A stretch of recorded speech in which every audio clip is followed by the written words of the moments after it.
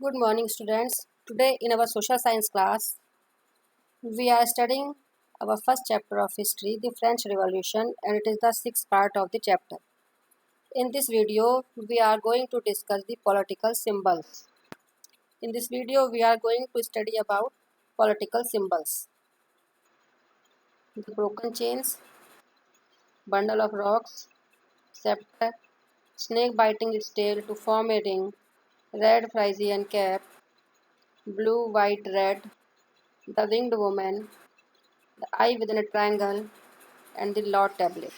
ये कुछ राजनीतिक प्रतीक चिन्ह हैं जो फ्रांसीसी क्रांति के दौरान प्रयोग किए जाते थे। इनके बारे में आज हम समझेंगे। पॉलिटिकल सिंबल्स, राजनीतिक प्रतीक। इन 18th century, the majority of men and women in France was illiterate. They couldn't read and write. 18वीं शताब्दी में फ्रांस की जनसंख्या में जो अधिकांश हिस्सा था, उनकी जनसंख्या के जो अधिकांश महिला और पुरुष थे वो निरक्षर थे, वो लिखना और पढ़ना नहीं जानते थे। In this condition to communicate the ideas symbols and images were used. और ऐसी स्थिति में अपनी बात को पहुंचाने के लिए, विचारों को जनता तक पहुंचाने के लिए कुछ प्रतीकों का और चित्रों का प्रयोग किया जाता था। Le Barbier painted some symbols which were used to convey the content of declaration of rights of man and citizens. Le Barbier एक पेंटर हुए हैं, एक चित्रकार हुए हैं, जिन्होंने उन चिन्हों की, उन प्रतीकों का चित्र बनाया है जिनको कि पुरुष और नागरिक अधिकार घोषणा पत्र को दर्शाने के लिए प्रयोग किया जाता था। अपने लास्ट वीडियो में हमने समझा था कि जब फ्रांस कॉन्स्टिट्यूशनल मोनार्की बन गया तो वहाँ के संविधान में एक घोषणा पत्र लागू किया गया जिसे man and citizen right declaration, पुरुष और नागरिक अधिकार घोषणा पत्र कहा जाता था। और इसमें कुछ अधिकारों को नैसर्गिक और अहरणीय बताया गया था। कुछ अधिकारों को ऐसा अधिकार बताया गया था जिन्हें कि किसी को भी छीनने का हक नहीं है। तो उन अधिकारों को दर्शाने के लिए, जनता तक पहुंचाने के लिए कुछ चिन्ह प्रयोग किए गए। अब इनमें से कुछ महत्वपूर्ण चिन्हों को भी हम यहाँ पर देखते हैं। द ब्रोकन चेन, टूटी हुई जंजीर। Chains were use to fetter slaves. Broken chain was the symbol of freedom. It stands for becoming free. हम जानते हैं कि चेन, जंजीर का प्रयोग किसी को बांधने में होता है, तो ये जंजीरें वहाँ की दास प्रथा का प्रतीक था। और टूटी हुई चेन स्वतंत्रता का प्रतीक है। इसका अर्थ है कि लोग स्वतंत्र हो गए हैं।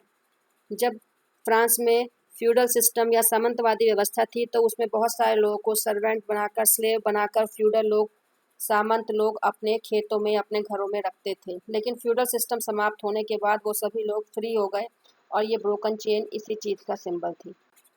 The bundle of rods, rod का एक bundle. One rod can easily be broken, but entire bundle cannot be broken easily. So this bundle was a symbol of unity, and it stands for that strength lies in unity.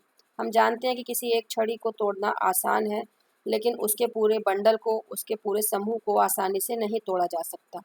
तो छड़ियों का ये bundle इस बात का सबूत है, इस बात का प्रतीक है कि यूनिटी में ही ताकत है। तो फ्रांसीसी विद्रोह के दौरान, क्रांति के दौरान इस सिंबल का प्रयोग जनता को ये प्रेरणा देने के लिए किया जाता है कि उन्हें यूनिटी बनाकर रखनी है, उन्हें एकता बनाकर रखनी है। Sceptre, sceptre was a symbol of royal power. उस समय जो राजा रानी, जो मोनार्क होते थे, वो एक सेप्टर अपने हाथ में रखते थे, एक दंड रखते थे जिसे राजदंड कहा जाता था। वो शाही शक्ति का, शाही सत्ता का प्रतीक होता था। Snake biting its tail to form a ring. एक सांप जिसने कि अपनी पूंछ को अपने मुंह में दबा रखा है जिससे कि एक रिंग का निर्माण हो सके। Snake biting its tail to form a ring was a symbol of eternity. A ring has neither beginning and nor end. हम जानते हैं कि एक रिंग जो होता है उसका ना कोई शुरुआत होती है, ना कोई अंत होता है। हम कहीं से भी उसकी शुरुआत मान सकते हैं, कहीं भी अंत। वो पूरा एक सर्किल फॉर्म में है जिसकी कोई आदि और अंत नहीं है। तो फ्रांसीसी क्रांति के दौरान ये एक स्नेक की फिगर बनाई जाती थी जिसने रिंग बनाने के लिए अपनी टेल को, अपनी पूंछ को अपने मुंह में दबा रखा है। और यह एटर्निटी का प्रतीक थी। एटर्निटी मीन्स अनंतता का प्रतीक थी। ऐसी चीज़ जिसका कोई अंत नहीं है, उसे एटर्निटी माना जाता है। तो फ्रांसीसी क्रांति के दौरान जनता को प्रेरित करने के लिए एटर्निटी का सिंबल यूज़ किया जाता था।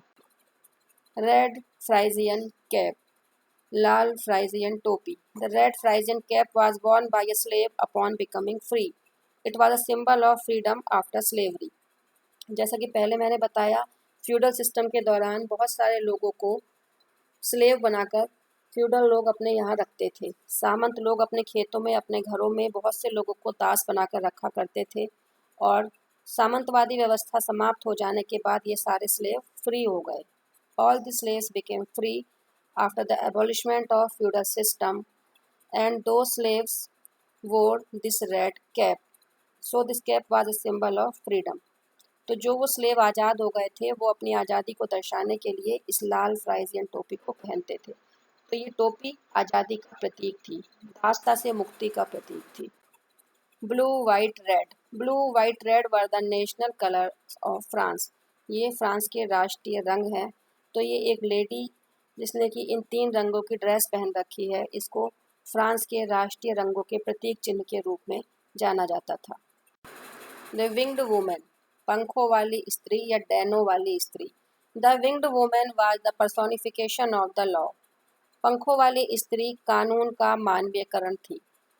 इसका अर्थ है कि कानून को मानवीय रूप में दर्शाने के लिए इस डैनों वाली स्त्री का प्रयोग किया जाता था। जैसे कि हम देखते हैं कि जब हमारे यहाँ कोई अदालत का चिन्ह दिखाया जाता है, कोई कोर्ट का सीन दर्शाया जाता है, तो वहाँ पर एक स्त्री जिसने कि आंखों पे पट्टी बांध रखी है और हाथ में तराजू ले रखी है, उसको दर्शाया जाता है। आपने देखा होगा अक्सर सीरियल्स में, फिल्म्स में, कोर्ट के सीन में एक स्टैचू दिखाया जाता है, एक मूर्ति जिसने आंखों पे पट्टी बांधी है और हाथ में तराजू लिया है। वो इस बात को नोटिफाई करती है कि कानून की नज़र में सब लोग एक बराबर है। कानून किसी को देखता नहीं, वो आंखों पे पट्टी बांध के रखता है, मतलब वो किसी को देखकर पक्षपात नहीं करता, और उसके हाथ में तराजू है, मतलब वो सभी को एक बराबर रखता है। तो जैसे वो आंख पे पट्टी बांधी हुई, तराजू पकड़े हुए स्त्री हमारे यहाँ कानून या न्याय व्यवस्था का प्रतीक है, इसी प्रकार फ्रांस में ये डैनों वाली स्त्री कानून का मानवीय रूप थी, कानून का प्रतीक मानी जाती थी। The I with in A triangle, एक त्रिभुज के अंदर एक आँख। The I with in A triangle radiating light was the symbol of emergence of knowledge and end of ignorance. एक त्रिभुज के अंदर एक आँख जिससे कि किरणें फूट रही हैं, प्रकाश की किरणें रेडिएट हो रही हैं, वो ज्ञान के उदय और अंधकार के समाप्ति का प्रतीक था। The all seeing I stands for knowledge, ये एक सर्वदर्शी आँख जो सब तरफ देख सकती है, ये आँख ज्ञान का प्रतीक थी। And the rays of the sun radiating from the eyes will drive away the clouds of ignorance. और इस आँख से जो चारों तरफ किरणें, सूरज की किरणें विकीर्ण हो रही हैं, वो इस बात का प्रतीक थी कि अंधकार के बादल छट गए हैं, अंधकार या अज्ञान समाप्त हो चुका है। The law tablet, law tablet, the law is the same for all and all are equal before law.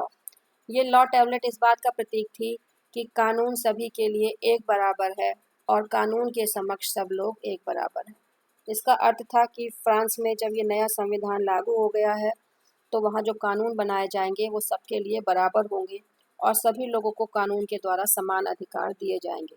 क्योंकि हम देख रहे थे कि जब फ्रांस में मोनार्की थी, राजतंत्र था, और वहाँ कोई कॉन्स्टिट्यूशन इस तरह का नहीं था, तब वहाँ सोसाइटी में फर्स्ट स्टेट और सेकंड स्टेट को ज़्यादा राइट्स थे, उनके लिए अलग लॉज थे, और थर्ड स्टेट के लिए अलग लॉज थे।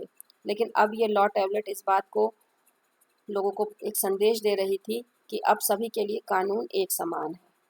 तो इस तरह से फ्रांसीसी क्रांति के दौरान इन कुछ चिन्हों का प्रयोग किया जाता था, जिससे कि जो जनता निरक्षर है, जो पढ़ी लिखी नहीं है, जो उस समय पब्लिश होने वाले पैम्फलेट, मैगजीन, न्यूज़पेपर्स आदि को नहीं पढ़ सकती, वो इन सिंबल को देख के कुछ समझ जाए कि क्या स्थिति चल रही है, और वो उनके आधार पर देश में अपना योगदान दे सकें या अपने अधिकारों का लाभ उठा सकें।